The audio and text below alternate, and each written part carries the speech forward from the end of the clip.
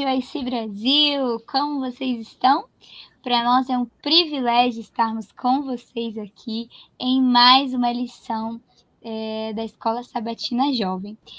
E a lição dessa semana está incrível. E o tema é orgulho e humildade. Então, nós vamos estar estudando sobre o paralelo entre o espírito de orgulho e o espírito de humildade e como a gente pode aprender lições tão importantes com a origem do mal e também com o próprio Cristo e o plano da redenção.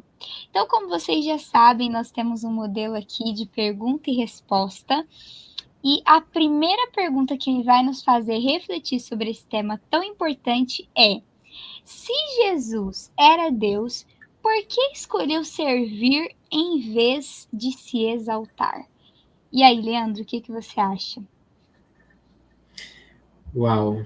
Então, primeiramente, oi para você que nos assiste do outro lado da tela. Então, Gabi, essa é uma pergunta bem profunda, né? A lição ela vai trazer ali o texto de Lucas, capítulo 18, de maneira especial a parábola de um fariseu e do publicano, que vai falar justamente sobre essa questão de exaltação e humildade, onde um não se enxerga e o outro se enxerga até demais.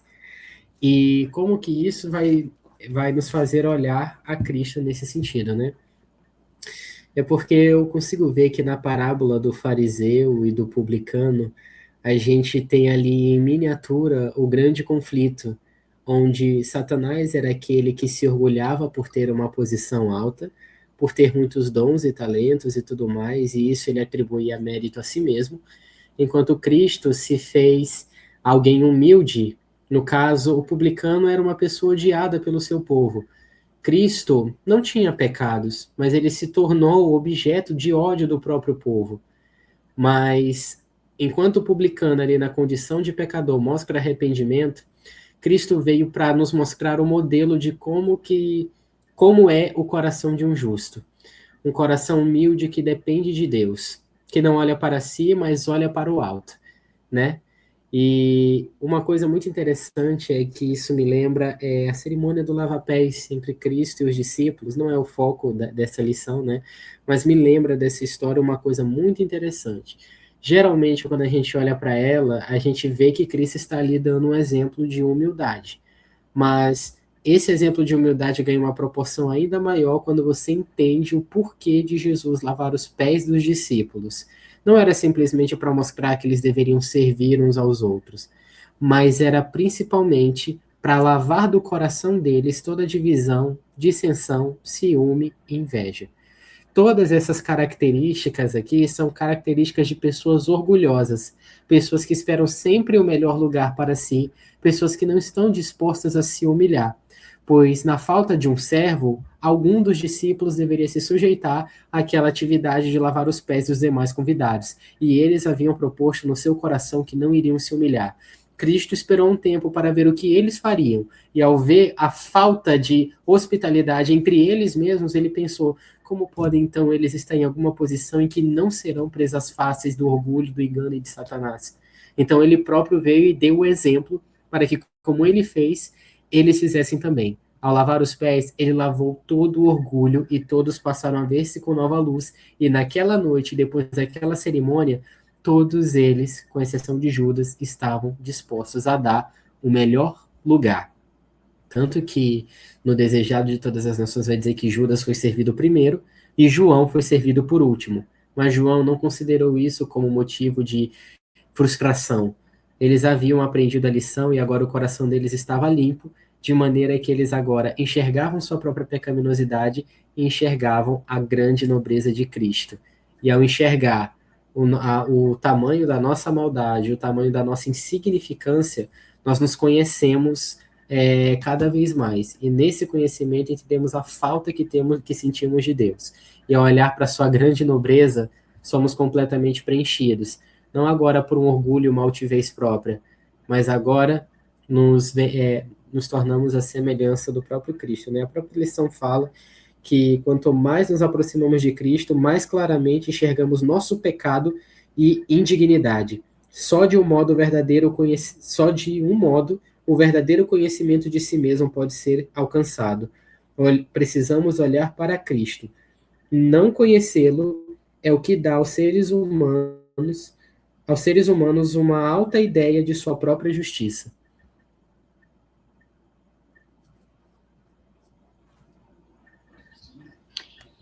Realmente, Leandro, o que você falou é bem profundo e, na verdade, resume tudo isso, né? É uma resposta completa da pergunta. Se Jesus era Deus, por que escolheu servir em vez de se exaltar? Nós vemos que a própria essência do caráter de Deus é servir, né? O livro Desejado de Todas as Nações começa dizendo que nada na natureza vive para si, exceto o coração egoísta do homem. Então, todas as coisas da natureza, os animais, as plantas, tudo que existe, tudo que a gente pode presenciar, não vive para si, mas vive para servir. A gente pode até ver o exemplo de uma mangueira, né? Ali um carocinho de manga que você planta, quando aquilo cresce, quantos frutos que uma árvore pode produzir e por quanto tempo, né? Quantas pessoas são alimentadas e beneficiadas por meio dessa árvore. Então, ao olharmos para a natureza, a gente percebe que a lei do universo é o serviço e o próprio Deus, que é Deus, vive também em prol de servir.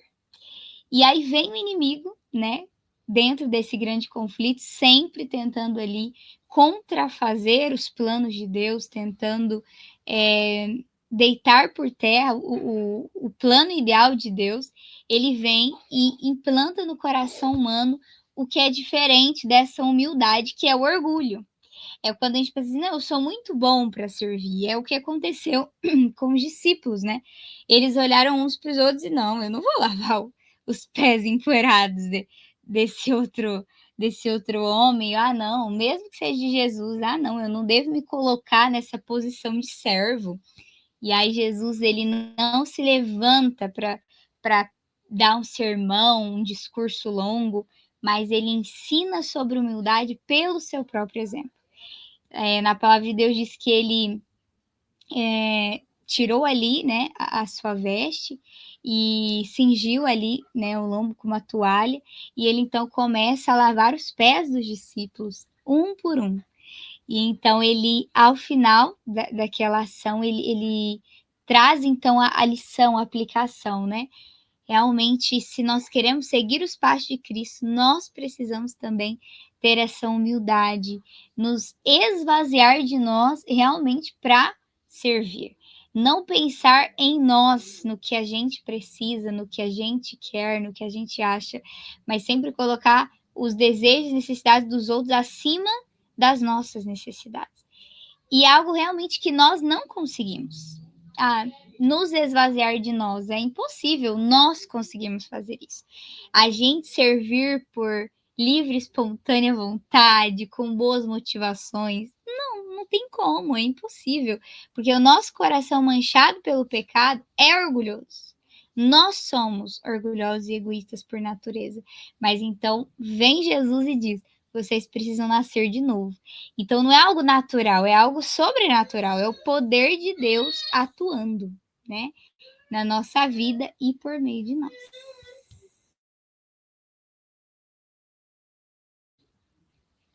Então, diante disso, né, há uma outra pergunta para nossa reflexão. E você que está aí do outro lado, pode também responder essas perguntas aqui nos comentários. Então não deixe de interagir, curtir também esse vídeo, compartilhar, porque com certeza há pessoas que precisam ouvir essa mensagem também, né? Então não se esqueça também de nos seguir em nossas redes sociais e deixe aqui nos comentários também, o que você acha que pode responder essas perguntas. E a segunda pergunta: o que a história de Lúcifer nos ensina sobre o início do orgulho? Então agora a gente vai fazer uma viagem lá além das estrelas, né? Uma guerra que começou além das estrelas. Como que o que aconteceu lá no céu, como que a própria ação de Lúcifer nos ensina sobre o orgulho e como a gente pode evitar isso, né, Leandro? Sim. algumas coisas que a gente pode aprender sobre o orgulho. Eu vou fazer mais um paralelo com a parábola do fariseu e do publicano. Ambos foram ao templo para orar. Ambos estiveram na presença de Deus. A diferença é que o fariseu era aquele que orava de si para si mesmo. O texto bíblico diz isso: orava de si para si mesmo. Ó Deus, te agradeço por não ser como os demais homens, ladrões, injustos, adúlteros, e nem como os publicanos. No texto bíblico fala que o fariseu ora de si para si mesmo, dizendo: ó Deus, te agradeço por não ser como os demais homens, ladrões, injustos, adúlteros, nem como os publicanos que servem aos gentios.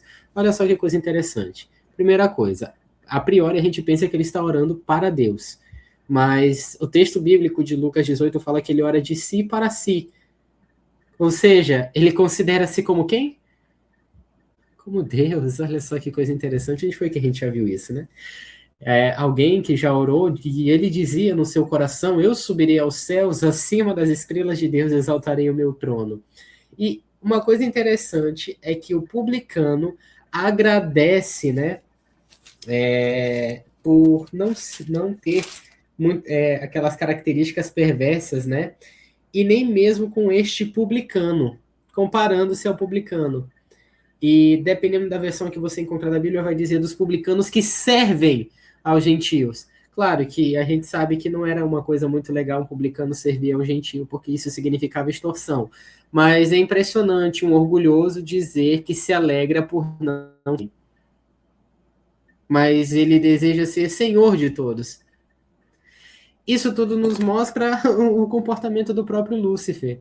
O problema do início do orgulho é o seguinte: eu, pelo menos, não conheço uma explicação lógica para a entrada do pecado no mundo. Como o pastor Arilton gosta de dizer, em última instância, o pecado é algo irrazoável e ilógico. Não sabemos como e por que essas sementes de rebelião germinaram no coração de Lúcifer. Mas a gente sabe que o momento em que o orgulho começa a nascer é quando ele desvia o seu olhar, desvia o seu coração, as suas afeições do próprio Deus. A partir de então, ele começa a nutrir sentimentos de inveja. E uma coisa impressionante é que é o seguinte: o orgulho, ele dificulta que nós enxerguemos a nossa real condição.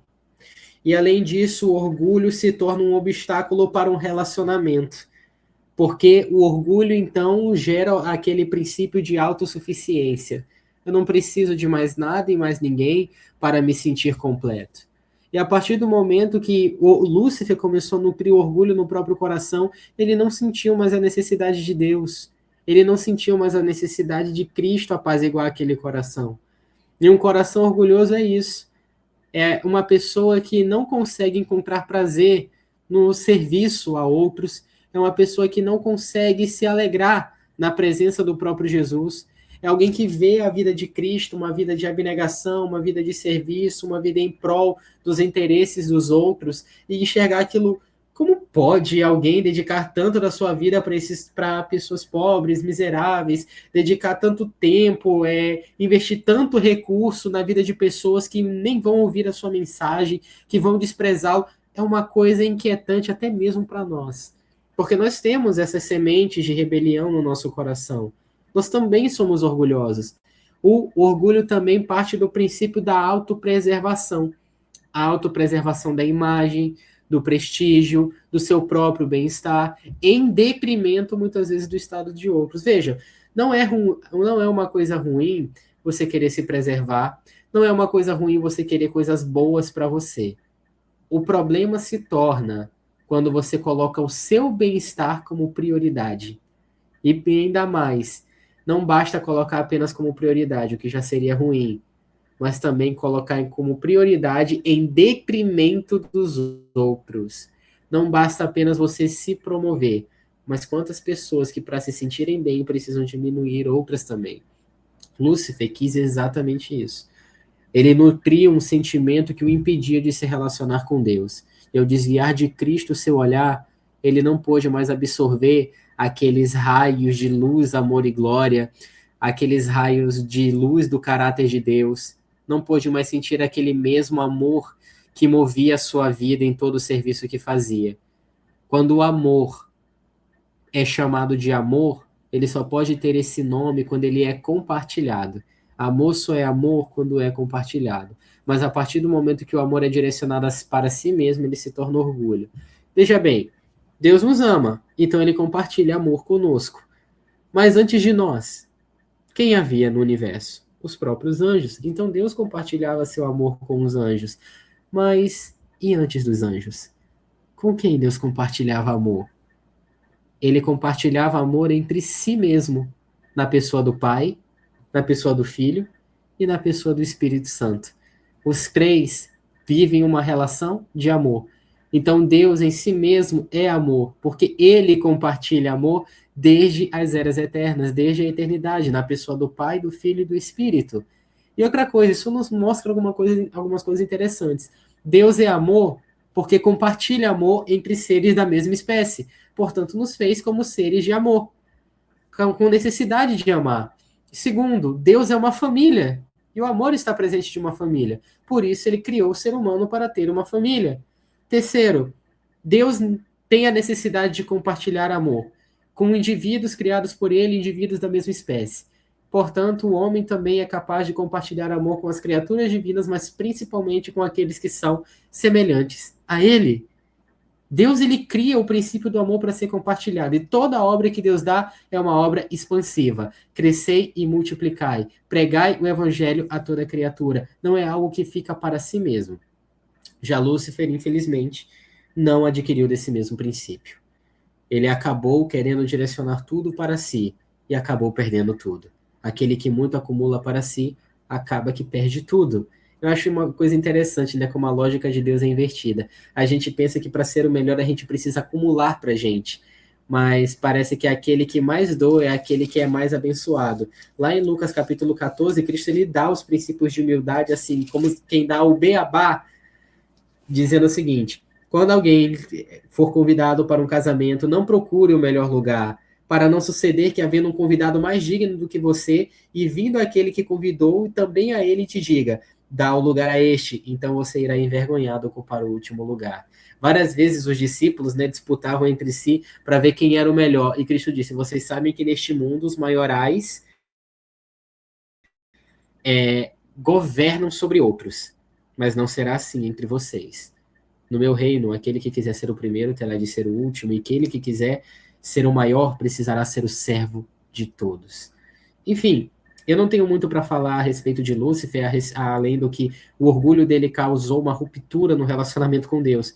E isso por si só já está patente. Você vê hoje pessoas achando que têm um direito sobre o que outras trabalharam para construir. Isso é o caráter de Lúcifer. Ele queria algo que não era seu. Hoje vocês vê ali pessoas que se acham no direito de roubar algo que outras tiveram tanto trabalho para poder conseguir. Pulam de cama em cama sem se importar com o tipo de sofrimento e a dor que podem causar a outra pessoa. Como se a vida humana, algo que está além dela, não tivesse tanto valor quanto a preservação e a felicidade que ela pode trazer para si mesma. É como diz aquele ditado: aquele que não vive para servir, não serve para viver. Todo aquele que muito acumula acaba se vendo sozinho, pois não tem com quem compartilhar. Isso mesmo, exatamente, né? E a gente precisa olhar para o passado para realmente não repetir a mesma história, né? E a Bíblia revela muito pouco sobre a origem do mal, mas nós temos algumas passagens-chave que nos ajudam a entender o que aconteceu lá. E dentre elas, Isaías 14 e Ezequiel 28. E eu gostaria de ler alguns versículos de Ezequiel 28 para a gente entender o que aconteceu lá.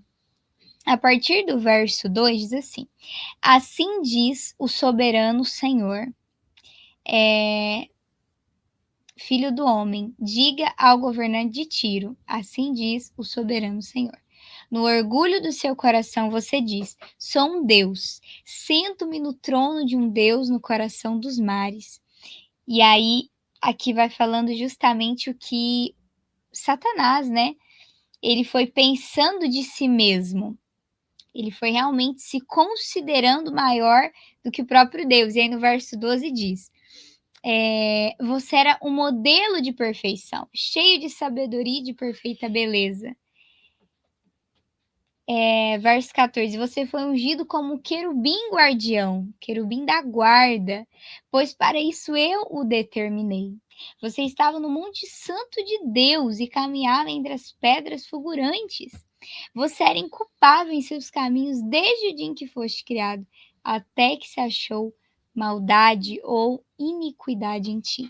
Então, olha só, aqui o profeta Ezequiel, ele compara ali o rei, o governante de Tiro, o rei de Tiro, com o próprio Lúcifer, que mesmo habitando na presença de Deus, mesmo sendo querubim da guarda, estando ali no lugar santíssimo do santuário, mesmo tendo muitos privilégios, ele escolheu se rebelar, porque ele quis ser o Deus da sua própria vida.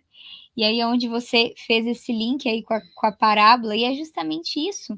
O orgulho, ele vem da pretensão de sermos nós suficientes em nós mesmos, de não precisarmos de um Deus ou de sua lei e de sua palavra, mas sermos o nosso próprio Deus, fazermos as nossas próprias regras, sermos suficientes em nós. E é exatamente isso que Lúcifer pensou ser. Ele não quis mais se submeter a Deus.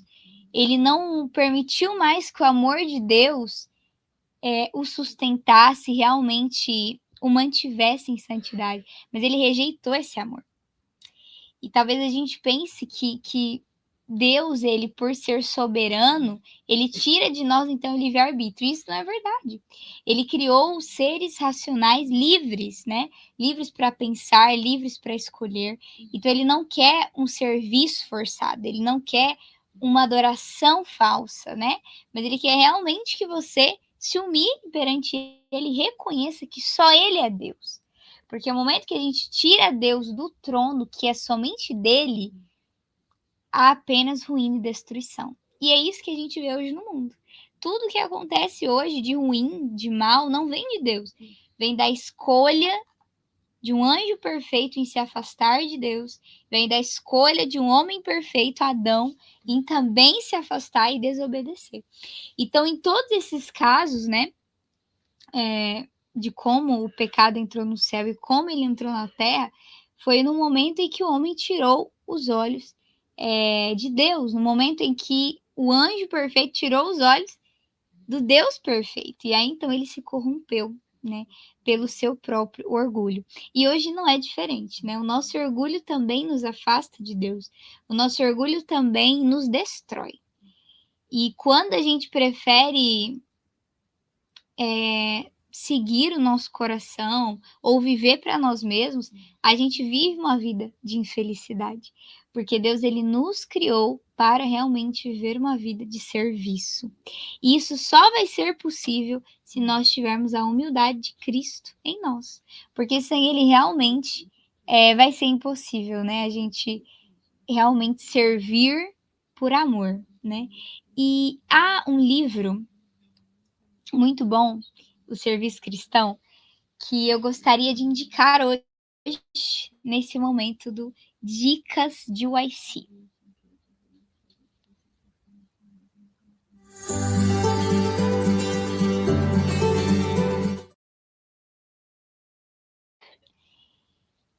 Queridos, esse livro Serviço Cristão, de Ellen White, vai falar justamente sobre isso. A necessidade que nós temos de servir e de compartilhar as bênçãos que Deus nos dá. Porque realmente tudo que Deus nos concede tem um propósito. Não é para nós mesmos, para nos beneficiar, mas é para que nós possamos beneficiar outros. Então lembre-se disso. Toda bênção que nós recebemos não é para nós, mas é para compartilhar. E esse livro vai te dar uma visão mais ampla sobre esse tema muito importante. Então, não deixe de ler.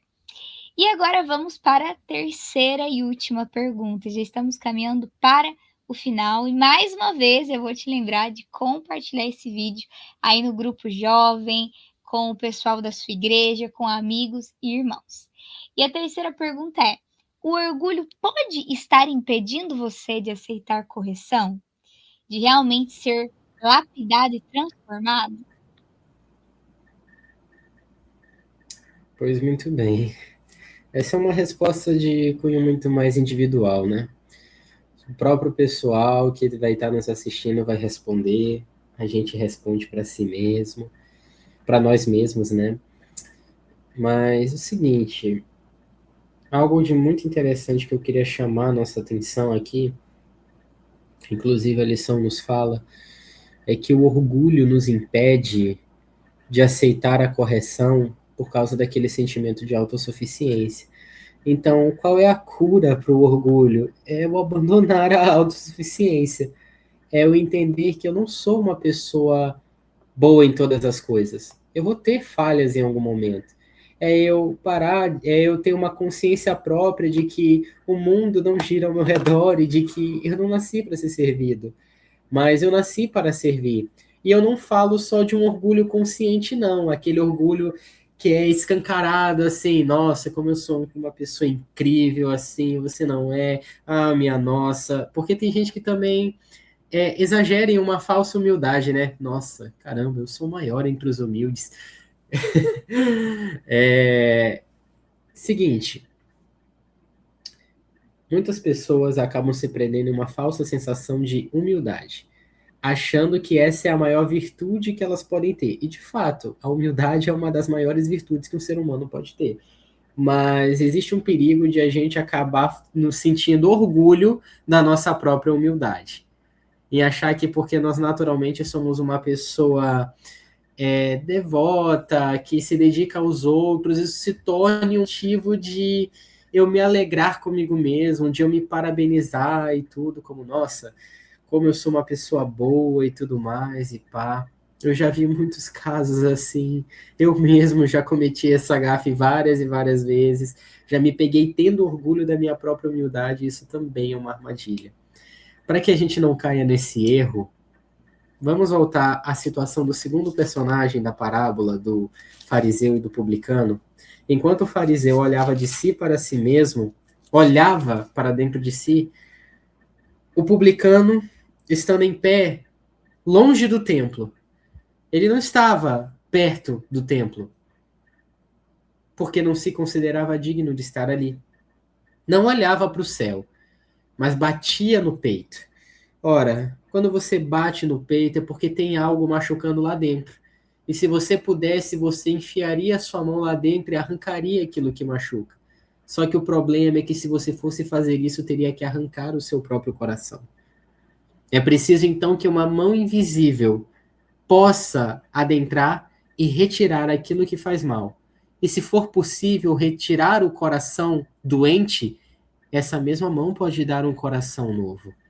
Algo que vem de fora, algo que não vem de você, algo que você não batalhou para merecer, algo que você não é naturalmente digno, algo que não te dê motivos para se orgulhar. Isto não vem de vós, é dom de Deus, não de obras para que ninguém se glorie. E a oração do publicano é justamente essa, que seja dado para ele algo que ele não possui. Não que seja algo para que ele se orgulhe, mas seja algo para que ele se sinta finalmente completo. E ele pede para alguém que tem. Ele diz: Deus, sê propício a mim, pecador. Tem piedade de mim, pois eu sou pecador. Aquele homem, apesar de estar distante do templo, estava muito mais próximo de Deus do que o fariseu. Justamente porque ele reconheceu a sua necessidade. E ele pediu a Deus que fizesse por ele algo que ele não podia fazer. E o que ele pediu? Um novo coração. Veja só, o que a lição de sexta-feira nos diz. Quanto mais nos achegarmos a Jesus e mais claramente discernirmos a pureza de seu caráter, tanto mais claramente discerniremos a extrema malignidade do pecado. E tanto menos teremos a tendência de nos exaltar. Porque, como o próprio Cristo diz lá em Lucas 14, todo aquele que se exalta será humilhado. E aqueles a quem o céu considera santos são os últimos a alardear a própria bondade. A humildade precede a honra, diz Provérbios 15:33. Para ocupar um elevado cargo diante dos homens, o céu escolhe o obreiro que, como João Batista, assume posição humilde diante de Deus. O discípulo, mais semelhante às crianças, é o mais eficiente para o trabalho de Deus. Os seres celestiais poderiam cooperar com aquele que não procura, podem cooperar com aquele que não procura se exaltar, mas procura salvar os outros. Aquele que mais profundamente sente sua necessidade de auxílio divino o pedirá. O Espírito Santo lhe dará os vislumbres de Jesus que o fortalecerão e o elevarão. Na comunhão com Cristo, ele sairá para trabalhar pelos que estão perecendo em seus pecados. Foi ungido para a sua missão e será bem-sucedido, onde muitos excluídos intelectualmente fracassariam. Que coisa interessante. Aquele que mais tem é aquele que sabe pedir. O humilde nada pede, pois acha que tudo tem. E por consequência ele perde aquilo que tem e não tem como se abastecer. Veja só como era a vida de Cristo. Eu lembro de estar lendo a vida de Jesus e diz o seguinte: Cristo, ele demonstrava um amorável interesse por todos. Não tinha muito dinheiro para dar, mas constantemente deixava de se alimentar para ajudar a outros. A serva do Senhor também tem um texto em Ciência do Bom Viver que fala que não encontraremos felicidade encerrando-nos em nós mesmos. A verdadeira felicidade está no servir a outros. É o nosso próprio orgulho que tem se mostrado um entrave para a nossa utilidade. Ou seja, aquele que não serve é uma pessoa inútil que literalmente não serve para nada. Você só fala da grande utilidade de uma máquina quando ela tem o potencial para servir o seu dono. Considerem então todos vocês uns aos outros como superiores a si mesmos. Tende em vós o mesmo sentimento, a mesma forma de pensar que Cristo Jesus, que mesmo sendo Deus não considerou isso motivo de orgulho, mas esvaziou-se de si, assumindo a forma de servo, tornando-se semelhante aos homens e reconhecido em figura humana, sendo obediente até a morte e morte de cruz. Cristo não se apegou ao fato de ser Deus e Filho de Deus. Serviu a todos com genuíno interesse. E por isso, ele que antes era Deus por natureza, se torna agora Deus por mérito. O mérito dele está no fato de que ele abriu mão de sua divindade. E por isso se tornou ainda mais merecedor aquilo que já era dele por direito. Entretanto, quando as pessoas se exaltam, sentindo que são uma necessidade para o sucesso do grande plano de Deus, o Senhor faz com que sejam deixados de lado. Foi o que aconteceu com Judas. Fica evidente que o Senhor não depende delas. A obra não para por causa de seu afastamento, mas avança com maior poder. Não bastava os discípulos de Jesus serem instruídos sobre a natureza do reino. O que necessitava era uma mudança de coração, que os pusesse em harmonia com os princípios deste reino. Chamando para si uma criancinha, Jesus a coloca no colo e diz: em verdade vos digo que quem não for como uma criança não poderá entrar no reino de Deus. Porque uma criança entrega o coração. Uma criança tem um coração sincero. Uma criança tem um coração disposto a servir aquele que a ama. É instinto de todo filho entregar para a mãe uma flor, não porque ela tenha pedido, mas para demonstrar amor. E por amar os seus pais se torna muito mais fácil obedecer. O coração sincero e contrito é precioso diante de Deus. Ele coloca sua aprovação sobre as pessoas não por sua posição ou por riqueza ou grandeza intelectual, mas por sua unidade com Cristo. Tal qual um filho tem um coração ligado ao coração dos pais, também deve ser o nosso coração ligado a Deus. O próprio Deus não é um Deus que vive para si mesmo. Ele não te pede alguma coisa e não te dá nada, mas antes de nos pedir alguma coisa, ele próprio deu. E deu não só o bem mais precioso que o céu tinha, ele deu tudo. E mesmo para o pai, foi uma luta decidir se deixaria a humanidade perecer ou se entregaria seu amado filho. E o próprio Deus provê para si aquilo que é necessário e provê para nós também. Quando era para Abraão ofertar a vida de seu filho, Deus ofertou a vida de seu próprio filho no lugar de Abraão. Tanto que o dia mais feliz da vida daquele homem não foi o nascimento daquele filho, mas foi o dia que um cordeiro tomou seu lugar. Se tem alguma coisa que Cristo pode, digamos, se orgulhar de tomar para si, é a nossa culpa, para poder nos dar a vida que ele merece. Esse é o momento em que os papéis acabam se invertendo, porque esse orgulho não é um orgulho que vem da exaltação de si próprio, mas da humilhação de um para que o outro seja exaltado. maior honra e felicidade há em dar do que receber, diz Filipenses. Exatamente, né? Se a gente realmente olha para o exemplo de Cristo, né, a nossa vida seria diferente. Por isso Paulo disse, né, tendo em vós mesmo sentimento. Então, se o próprio Deus ele se esvazia de si, se faz homem, né? Ele deixa o céu para vir essa terra, sendo infinito, se torna finito, sendo criador, se torna criatura. Então, por que nós achamos que ainda é demais deixarmos de ser nós mesmos, se não há nada de bom em nós? Então, realmente, o que Deus nos pede é que realmente a gente entregue o que a gente tem, e a gente não tem nada de bom. Ele quer que a gente entregue todo o orgulho, todo o egoísmo, esse coração todo manchado pelo pecado, para que Ele então nos conceda uma nova vida e uma vida verdadeira, né?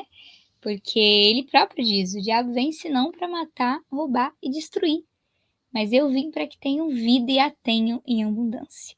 E essa vida em abundância, ela só é real quando eu recebo a vida de Cristo em mim, né? E realmente Cristo vivendo em nós é o que vai nos levar a amar, a servir, a lavar os pés uns dos outros, a nos humilhar, realmente somente por meio de Jesus, né? Não é algo por nós mesmos. E há um texto de profecia que diz assim: o orgulho, o egoísmo, a cobiça e o amor ao mundo devem ser subjugados. Jesus volta em breve e não reconhecerá ninguém como seu, a não ser os que foram purificados e embranquecidos e que se mantiveram separados, não manchados pelo mundo. Olha só que sério isso, né? Realmente, se nós cremos que Jesus está voltando, a gente tem que buscar essa purificação pelo sangue de Cristo. E a purificação do quê? Do orgulho, do egoísmo, de tudo que é mal, todos os frutos da carne, que é o que nós produzimos naturalmente. E buscar, então, sermos como árvores plantadas junto à rocha.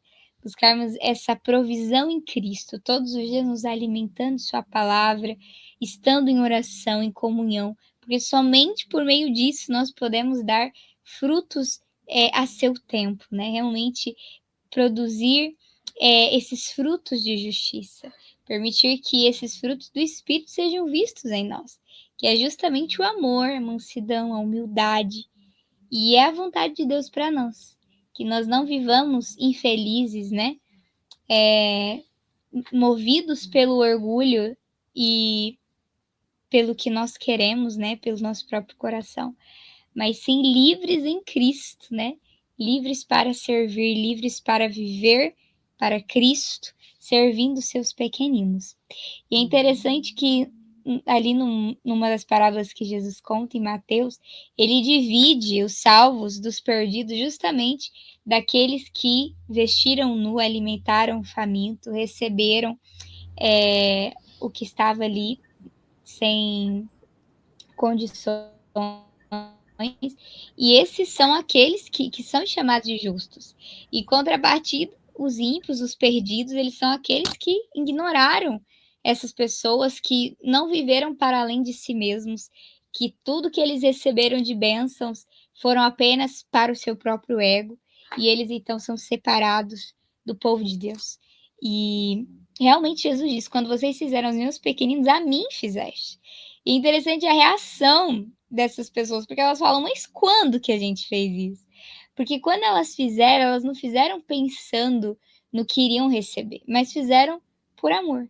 Então, que tudo que a gente fizer seja realmente com esse propósito de não de ganhar algo, de receber uma recompensa, mas pelo que Cristo já deu, pelo que a gente já recebeu.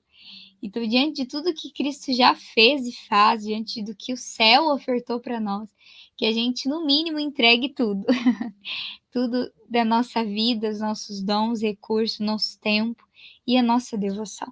Realmente para servir a Deus por meio dos seus pequeninos, né? Então, não ignore as oportunidades que você tem de servir e de abençoar outras vidas, para que o orgulho não venha impedir você de crescer na fé, de ser ademoestado, de ser quebrantado, moldado que realmente possamos ser pessoas diferentes e transformadas, né?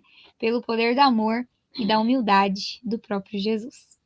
Queridos, por nós ficaríamos aqui em uma vigília, mas certamente há ainda mais que você pode se aprofundar por meio do estudo da lição.